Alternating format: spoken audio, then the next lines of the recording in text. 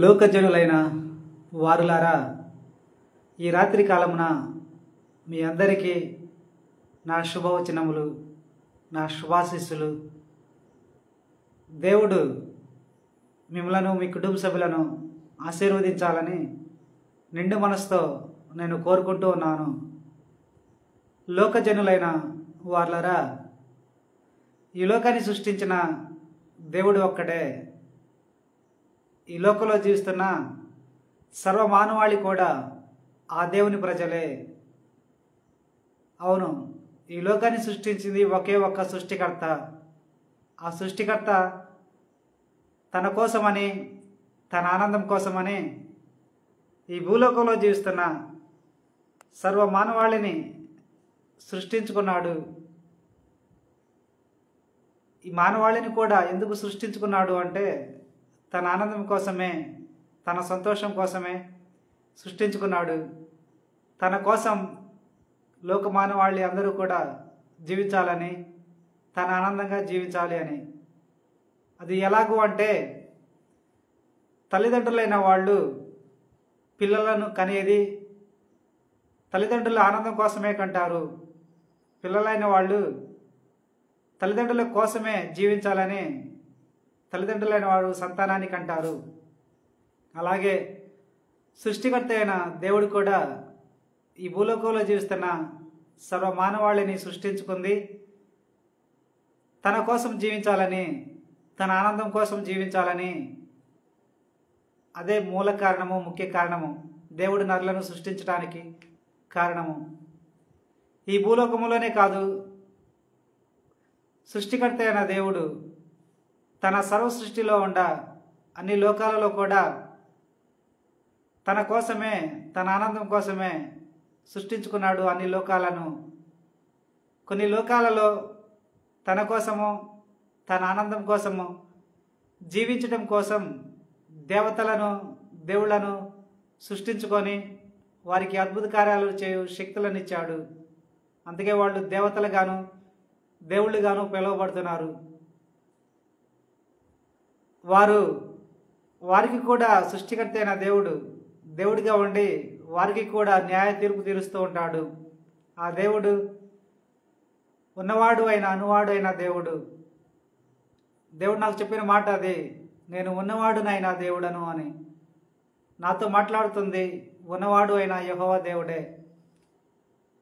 దేవుడు తన నోరు తెరిచి నాతో మాట్లాడటం లేదు, కానీ తన రెండు పెదాల నుండి స్వరాలను నా వద్దకు పంపుతూ ఆ స్వరాలతోనే నాతో మాట్లాడుతూ ఉన్నాడు. గతంలో దేవుడు ప్రవక్తలను, నాయకులను ఎంచుకున్నాడు. వారితో కూడా తన నోరు తెరిచి మాట్లాడలేదు. తన రెండు పెదాల నుండి స్వరాలను తన రాజ్యం నుంచి పంపి, ఈ భూలోకాన్ని పంపి, ఈ భూలోకంలో తను ఎంచుకున్న, దేవుడు ఎంచుకున్న ప్రవక్తల వద్దకు, నాయకుల వద్దకు పంపి ఆ సన్నని స్వరాలను, ఆ స్వరాలతోనే మాట్లాడాడు. నాతో కూడా అలాగే మాట్లాడుతూ ఉన్నాడు. మరి దేవుడు ఈ భూలోకంలో జీవిస్తున్న సర్వమానవాళిని తన అరిచేతులలో చెక్కుకున్నాడు. తన చేతులలోనే చెక్కుకున్నాడు, సృష్టించాడు. ఈ భూలోకంలో జీవిస్తున్న మానవాళి గురించి దేవుడు నాతో మాట్లాడిన మాట ఏమిటి అంటే, ఈ భూలోకంలో నేను సృష్టించుకున్న నా జనులైన వాళ్ళు నాకు ప్రియమైన నరులు అని చెప్పాడు. అవును, మీరందరూ కూడా దేవునికి ప్రియమైన నరులే. మరి భూమి జీవిస్తున్న మనుషులైన వాళ్ళు అందరికీ కూడా దేవుడు కనబడాడు, అందరితో కూడా మాట్లాడాడు. స్వరాలను పంపి మాట్లాడాడు. కొంతమంది మాత్రమే ఎంచుకొని వారి ద్వారానే మాట్లాడుతూ ఉంటారు తన జనులైన వారితో. మరి దేవుడు ప్రవక్తలను, నాయకులను ఎందుకు ఎంచుకుంటాడంటే, కేవలము తన జనులను క్రమశిక్షణ పెట్టడానికి మాత్రమే, తన జనులను తను నడిపించడానికి మాత్రమే ఎంచుకుంటాడు. వారితో మాట్లాడుతూ, ప్రవక్తలతో, నాయకులతో తన జనులను జీవింపజేస్తూ ఉంటాడు. తన చిత్తానుసారంగా, తనకు నచ్చినట్టుగా జీవింపజేస్తూ ఉంటాడు. తన ముందు ఎలాగ జీవించాలో, ఎలాగ జీవించకూడదో తన జనులైన వాళ్ళు ఆ ప్రవక్తలతో నాయకులతో మాట్లాడి దేవుడు చెప్తూ ఉంటాడు ప్రతిదీ కూడా. అలాగే నాతో కూడా మాట్లాడుతూ ఉన్నాడు దేవుడు. నాతో మాట్లాడిన సంగతులన్నీ నేను మీకు చెప్తున్నాను. దేవుని జనులైన వారులారా, ఏది కూడా నేను చెప్పేది నా సొంత మాట కానే కాదు. దేవుడు నాకు చెప్పిన సంగతులనే నేను మీకు చెప్తున్నాను. ఈరోజు నేనేం చెప్పాలనుకున్నానంటే నరకం గురించి నేను చెప్పాలనుకున్నాను. ఆ పాతాళం అను నరకం గురించి నేను మీకు చెప్పాలనుకున్నాను. మరి పాతాళాన్ని దేవుడు ఎందుకు సృష్టించాడు, ఎప్పుడు సృష్టించాడు అంటే దేవుడు చెప్పిన సంగతులనే నేను మీకు చెప్తున్నాను. ఏది కూడా నా సొంత మాటగా మీరు ఎంచవద్దు. ఈ భూమి మీద దేవుడు ఆదామవులను సృష్టించిన తర్వాత ఆదామవులైన వాళ్ళు సర్పాన్ని ఆవరించిన లూసిఫర్ ఆత్మ మాటలు నమ్మి పాపం చేసినందుకు అప్పుడు దేవుడు ఏం తలంచాడంటే, దేవుడు చెప్పిన సంగతే ఇది ప్రతిదీ కూడా. దేవుడు నాకేం చెప్పాడంటే, నేను ఈ భూమి మీద ఆదామవులను సృష్టించిన తర్వాత వారికి నేను పరీక్ష పెట్టాను. నేను పరీక్షించు దేవుడిగా ఉంటాను మొదటి నుంచి కూడా. అందుకే ఈ భూలోకంలో నేను సృష్టించుకున్న నా జనులైన వారికి పరీక్ష పెట్టాలి అని కోరుకొని పరీక్ష పెట్టాను. కానీ వాళ్ళు సర్పాన్ని ఆవరించిన లూసిఫర్ ఆత్మ మాటలు నమ్మి నాకు వ్యతిరేకంగా పాపం చేశారు. అప్పుడు నేనేం తలంచాను అంటే, నేను ఏదైనా వనంలో ముందుగా బలమైన భూజంతువులను పశువులను సృష్టించుకున్నాను. ఆ లూసిఫర్ ఆత్మ ఆ సర్పాన్ని ఆవరించి నా జనులను తప్పుదో పట్టించిన రీతిగానే నేను ముందుగా సృష్టించుకున్న ఆదామవుల కంటే ముందుగా నేను సృష్టించుకున్న ఏదైనా వనములో నేను సృష్టించుకున్న బలమైన భూజంతువుల్లోకి పశువుల్లోకి ఆ లూసిఫర్ ఆత్మ పోయి నా జనులైన ఆదామవులను చంపి తింటుందేమోనని తలంచాను. అందుకే అలా జరగకుండా ఉండటం కోసమని నేను ఏదైనా వనము మధ్యలో ఒక స్వరంగాన్ని ఏర్పరిచి ఆ స్వరంగాన్ని పాతాళం వరకు ఉంచి అక్కడ పాతాళ రాజ్యాన్ని సృష్టించాను. ఆ పాతాళంలోకి ఏదైనా వనములో సర్పాన్ని ఆవరించిన లూసిఫర్ ఆత్మను బయటికి తీసి ఆ స్వరంగం గుండా పాతాళాన్ని పంపి అక్కడ రాజ్యాన్ని నిర్మించిన ఆ రాజ్యంలో ఒక మూలన ఒక సింహాసనాన్ని ఏర్పరిచి ఆ లూసిఫర్ ఆత్మను పాతాళానికి తీసుకువెళ్ళి అక్కడ సర్పం రూపం ఇచ్చి దాని పొడవాటి నాలుకతో చాచే విధంగా దానిని ఉంచి నేను ఒక మూలన ఏర్పరిచిన ఆ సింహాసనం మీద ఆ సర్పాన్ని కూర్చోబెట్టాను, ఆ ఘట సర్పాన్ని. అలాగ నేను పాతాళ లోకాన్ని సృష్టించాను సర్పాన్ని నిమిత్తమే. ఆ సాతాను నిమిత్తమే నేను పాతాళాన్ని సృష్టించాను. ఆ పాతాళంలో సర్పము అయిన సాతాను దాని పొడవాటి నాలుకను బయటకు చాచి కోరలు కోరుతూ ఉంటుంది. అలాగే ఎందుకు కోరలు కోరుతూ ఉంటుందంటే, లూసిఫర్ని నేను నా రాజ్యం నుంచి బయటికి గెంటి వేసినందుకు నా మీద కోపంతోనే ఉంది. ఆ లూసిఫర్ సర్పముగా మారిన తర్వాత ఘట సర్పముగా మారి నా మీద కోపంతోనే ఉంది. దానికున్న శక్తితో నన్ను ఏమీ చేయలేక భూమి మీద నేను సృష్టించుకున్న నా జనులైన వారిని ఎవరిని తిందుమా, ఎవరిని మింగుదుమా అని కోరుకుంటూ ఉంటుంది. అందుకే అది ఎప్పుడు కూడా కోరలు కోరుతూనే ఉంటుంది. ఆనాటి నుండి ఈనాటి వరకు కూడా ఆ ఘట సర్పము తన నాలుకను బయటకు చాచి కోరలు కోరుతూ ఉంటుంది అని దేవుడు చెప్పాడు. దేవుడు పాతాళాన్ని సృష్టించింది లూసిఫర్ని అక్కడ బంధించడానికి మాత్రమే. దేవుడు నిర్ణయించింది ముందు లూసిఫర్ని అక్కడ బంధించడానికి మాత్రమే. మరి ఎందుకు పాతాళాన్ని దేవుడు సృష్టించి అక్కడ బంధించాడంటే, లూసిఫర్ ఎంత శక్తివంతమైనదంటే భూమి మీద జీవిస్తున్న మనుషులను కూడా పుట్టిన వారిని పుట్టినట్టుగానే చంపే అంత శక్తివంతమైనది, అంత శక్తి ఉంది. ఎందుకంటే భూలోక నరులైన వాళ్ళు రక్త మాంస నరులు, మట్టి నుండి చేయబడ్డారు కనుక రక్త మాంస నరులు. లూసిఫర్ శక్తి సామర్థ్యాల ముందు రక్త మాంస నరులైన వారి శక్తి సామర్థ్యాలు సరిపోవు. వారిని చంపేసే అంత శక్తివంతమైనది లూసిఫర్. అందుకే దానిని భూమి మీద లేకుండా పాతాళానికి పంపి ఆ పాతాళ లోకాన్ని సృష్టించి అక్కడ దానికి రాజ్యాన్ని ఇచ్చి ఒక మూలన ఒక సింహాసనం మీద దేవుడు కూర్చోబెట్టాడు. ఆనాటి నుండి ఈనాటి వరకు కూడా ఆ ఘటసర్పమైన సాతాను దాని పొడవాటి నాలుకను బయటకు చాచి కోరలు కోరుతూ ఇప్పటికీ అలాగే కూర్చొని ఉంది.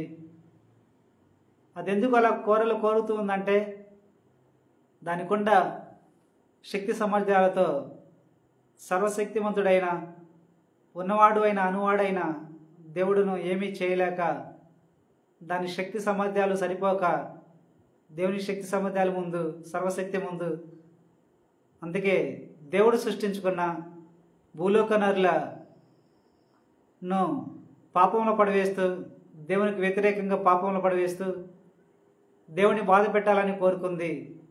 దేవుడు చెప్పింది ఇదే నాకు.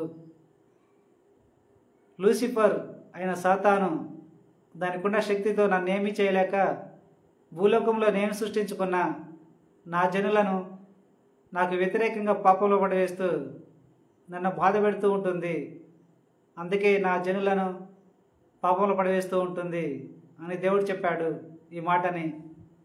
అవును, లూసిఫర్ దానికున్న శక్తి సామర్థ్యాలతో సర్వశక్తిమంతుడైన దేవుడను ఏమీ చేయలేదు. దాని శక్తి సామర్థ్యాలు సరిపోవు. అందుకే దేవుడిని బాధ పెట్టడానికి దానికున్న ఒకే ఒక్క మార్గము భూలోకంలో జీవిస్తున్న నరులైన వాళ్ళు. ఈ భూలోకంలో జీవిస్తున్న నరుల శరీరాల మీద సాతాను అధికారాన్ని కలిగి ఉంది. సాతాను అధికారం ఎలాగ కలిగి ఉంది అంటే ఆదామవులైన వాళ్ళు ఏ శరీరం కోసమైతే పాపం చేశారో అదే శరీరం మీద సాతానుకి దేవుడు అధికారాన్ని ఇచ్చాడు. అందుకే అది అధికారాన్ని కలిగి ఉంది. ఆ అధికారంతోనే నరులను, భూలోకంలో జీవిస్తున్న నరులను దాని పాపపు జ్ఞానంతో, దాని శారీరక జ్ఞానంతో, లోక జ్ఞానంతో వారిని పాపంలో పడవేస్తూ దేవుని బాధ పెడుతూ ఉంటుంది. నరులు పాపం చేస్తున్నారంటే దేవుడు బాధపడతాడు. దేనికి అంటే ఆయన తండ్రి కనుక, భూలోకంలో తను సృష్టించుకున్న తన పిల్లలైన వారికి తండ్రి కనుక. అవును, ఉదాహరణ చెప్తాను. అది ఎలాగో, తల్లిదండ్రులైన వారి ముందు మీ సంతానం కనుక మీకు వ్యతిరేకంగా తప్పులు చేస్తూ ఉంటే, తప్పుదో పడుతూ ఉంటే, వారి జీవితాలను పతనం చేసుకుంటూ ఉంటే మీరు ఎలాగైతే బాధపడుతూ ఉంటారో అలాగే దేవుడు కూడా భూలోక నరుల విషయంలో అలాగే బాధపడుతాడు.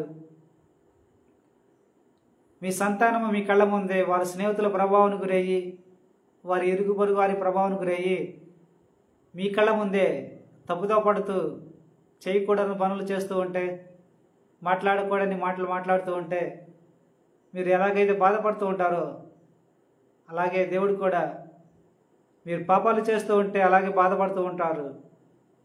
అవును, దేవుడు బాధపడతాడు. లూసిఫర్ ఆ బాధను చూడటానికే, దేవుడు బాధపడటాన్ని చూడటానికే భూలోక నరులను పాపంలో పడవేస్తూ ఉంటుంది ఆనాటి నుండి నాటి వరకు కూడా. మరి అధికారాన్ని కలిగి ఉన్న సాతాను నరుల శరీరాల మీద అధికారాన్ని కలిగి ఉంది. అది భూమి మీద పుట్టిన ప్రతి నరుని శరీరం మీద కూడా సాతాను అధికారాన్ని కలిగి ఉంది. అది నరులు చేసిన పాపం సొంత పాపం కానే కాదు. మరి ఎవరు చేసిన పాపం అంటే నరులైన వారి ఆది తల్లిదండ్రులైన ఆదామవ్వలు చేసిన పాపానికే వారి సంతానమైన లోకమానవాళి అందరి శరీరాల మీద దేవుడు సర్పానికి అధికారాన్ని ఇచ్చాడు, సాతానికి. అది ఆదాము సంతానం తప్పు కానే కాదు. సర్పం వారి శరీరాల మీద అధికారాన్ని కలిగి ఉండటము, లోకమానవాళి అయిన ఆదాము సంతానం మొత్తం వారు చేసిన పాపానికి కాదు, సాతాను వారి శరీరాల మీద అధికారం కలిగి ఉండటము, లోకమానవాళి అయిన అందరి తండ్రి ఆది తండ్రి చేసిన పాపాలకే సాతానుకు అధికారం ఉంది. మరి దాని అధికారంతో వీళ్ళని పాపమును పడవేస్తూ దాని పాపపు జ్ఞానంతో వారిని జీవింపు చేస్తూ దాని పాపపు జ్ఞానాన్ని నరులకు పంపి వారిని జీవింపు చేస్తూ ఉంది. దాని పాపపు కోరికలను ఫీలింగ్స్ని కూడా నరుల శరీరంలో పంపి జీవింపు చేస్తూ ఉంది. అలాగా దేవుడిని బాధ పెడుతూ ఉంది. మరి దేవుని ముందు సాతాను నరులను పాపంలో పడవేయటాన్ని దేవునికి తెలుసు. కానీ దేవుడు అధికారాన్ని ఇచ్చాడు కనుక అందుకే దీర్ఘశాంతంతో ఉండే నరులు చేసే పాపాలను క్షమిస్తూ క్షమిస్తూ క్షమిస్తూ వస్తున్నాడు ఆనాటి నుండి ఈనాటి వరకు.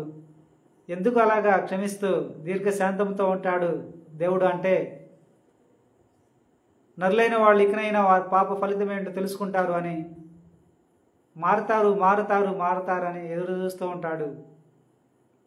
అది ఎలాగంటే, మన రక్షకుడైన క్రీస్తు చెప్పిన రీతిగా తప్పిపోయిన కుమారుని గురించి మన రక్షకుడైన క్రీస్తు చెప్పాడు. తప్పిపోయిన కుమారుడు తన తండ్రి దగ్గర నుంచి ఆస్తిని మొత్తం తీసుకుని వెళ్ళిపోయి తనకు నచ్చినట్టుగా జీవించి పాపాలు చేసి జీవిస్తున్న కాలంలో తండ్రి కోరుకుంటాడు తన కుమారుడు మరలా తిరిగి వస్తాడని నిరీక్షిస్తూ ఉన్నాడు.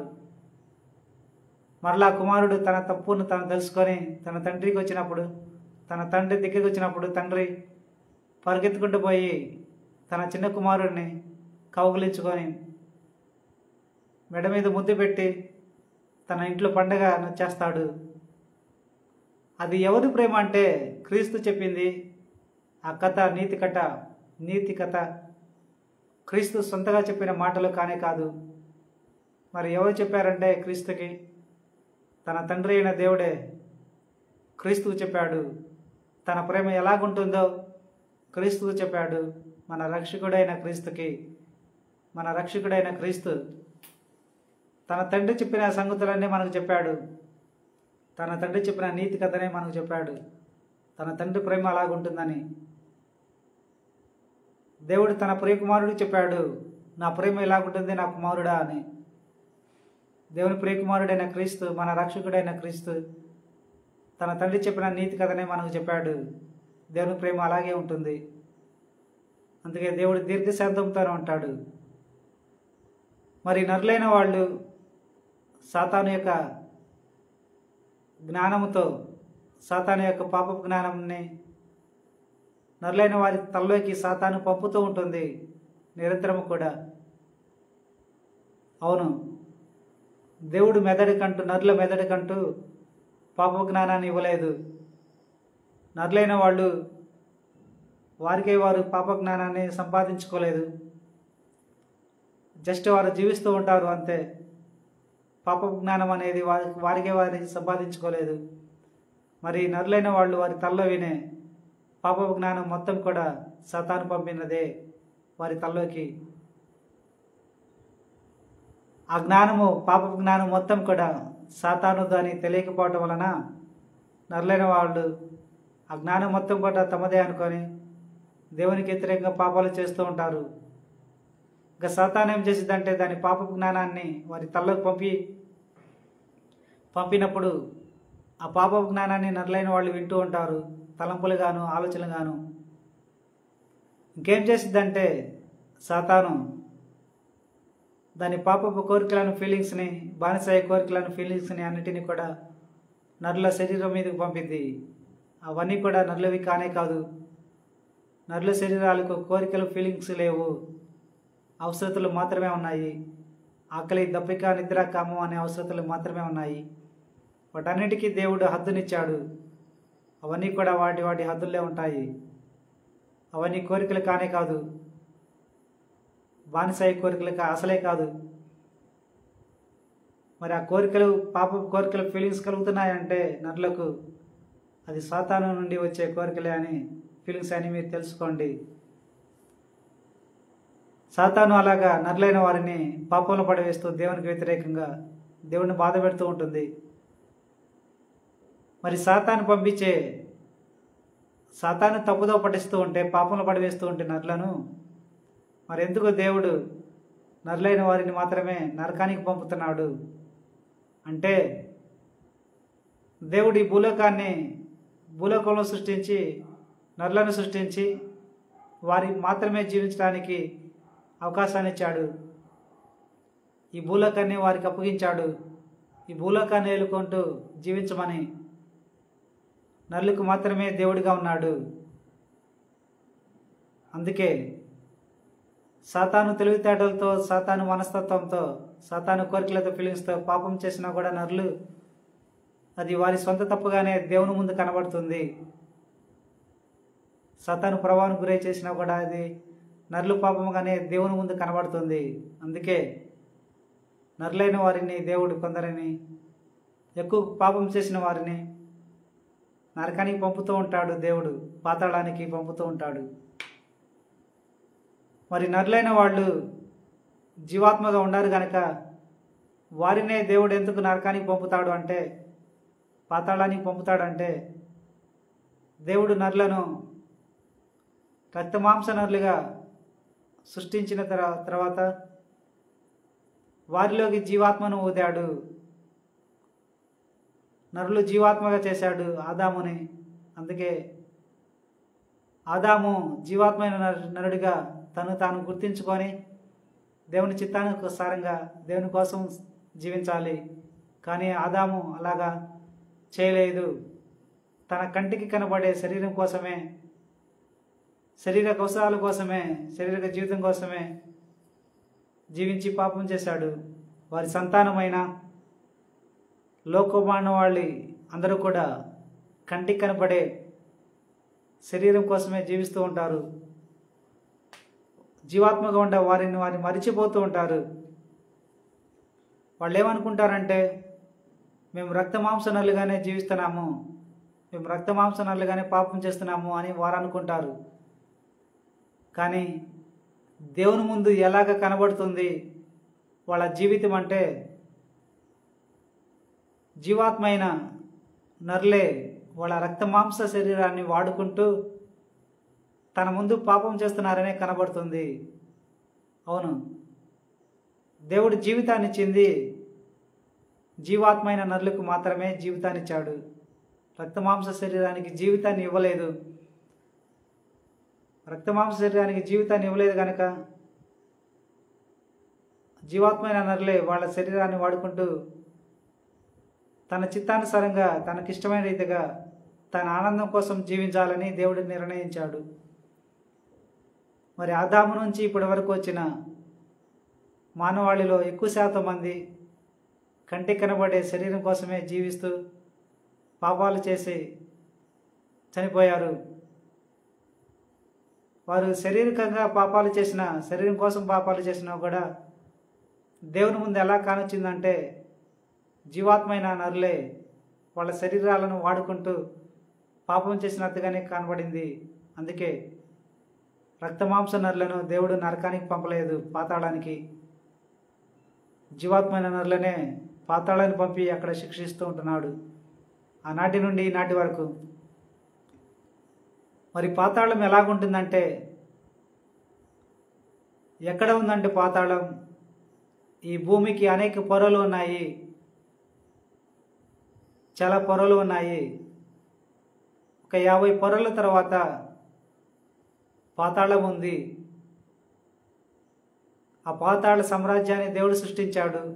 అక్కడ సర్పాన్ని ఉంచాడు, సాతాను అయిన సర్పాన్ని అక్కడ ఉంచాడు. ఒక మూలన పాతాళ రాజ్యాల్లో సర్పానికి ఒక మూలన ఒక సింహాసనం వేసి ఆ సింహాసనం మీద దానిని కూర్చోపెట్టాడు.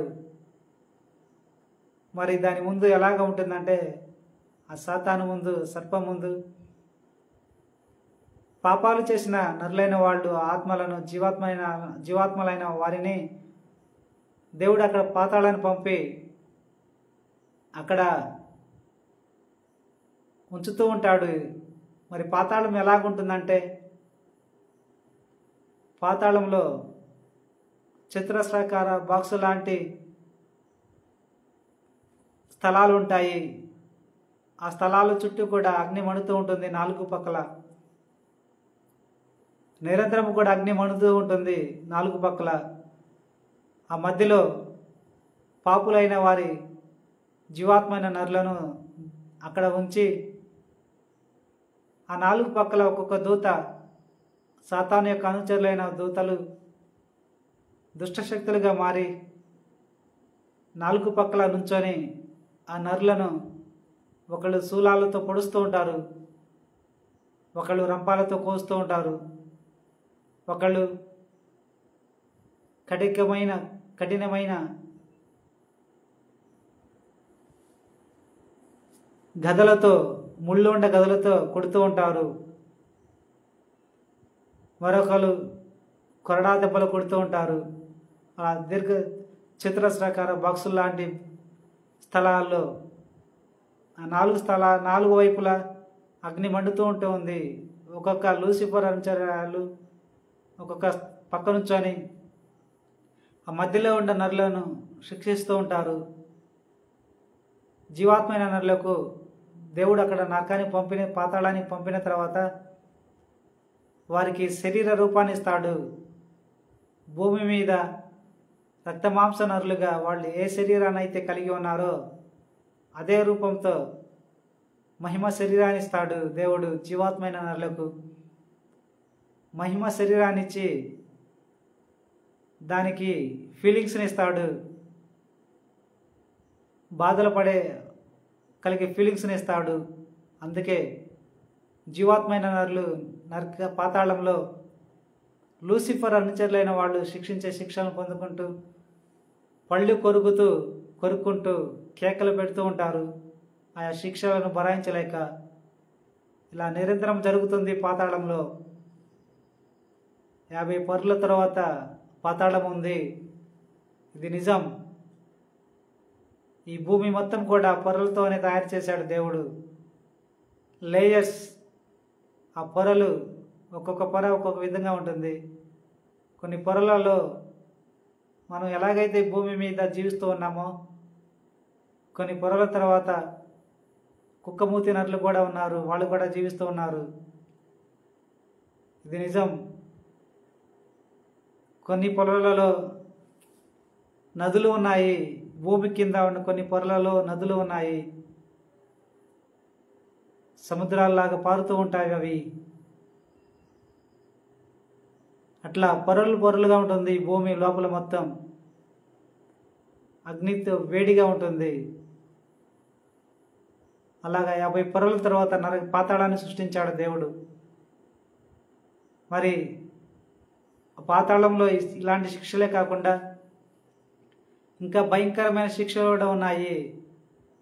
వ్యభిచారం చేసిన వారిని దేవుడు అగ్నిలో కలుస్తూ ఉంటాడు. నూనెలు వేయించటము, అనేక భయంకరమైన శిక్షలు ఉన్నాయి. వాటన్నిటినీ నరులైన వాళ్ళు పొందుకుంటూ తట్టుకోలేక కేకలు పెడుతూ ఉంటారు, పళ్ళు కొరుకుతూ రోదిస్తూ ఉంటారు. దేవా క్షమించు, దేవా క్షమించు అని రోదిస్తూ ఉంటారు. వారి రోదనను చూసిన సాతాను అయిన లూసిఫర్, సర్పమైన లూసిఫర్ బహుగా ఆనందిస్తుంది. దేనికంటే దేవుడిని బాధ పెట్టడానికి దానికి వేరే మార్గం లేదు. భూలోక నరులను దేవునికి వ్యతిరేకంగా పాపాలు చేయించి వారిని నరకానికి పాతాళానికి తీసుకువెళ్ళి అక్కడ శిక్షిస్తూ ఉన్నప్పుడు వారు రోధించే రోదనను సాతాను విని ఎక్కువగా నవ్వుతూ ఉంటుంది, ఆనందిస్తూ ఉంటుంది, మానసిక తృప్తి పొందుతూ ఉంటుంది. అది మానసిక తృప్తి కోసమే నరులైన వారిని శిక్షిస్తూ ఉంటుంది పాతాళంలో. పాతాళం అనేది భయంకరమైనది. దానిని నరులైన వాళ్ళు తట్టుకోలేరు. అక్కడ వేసే శిక్షలు,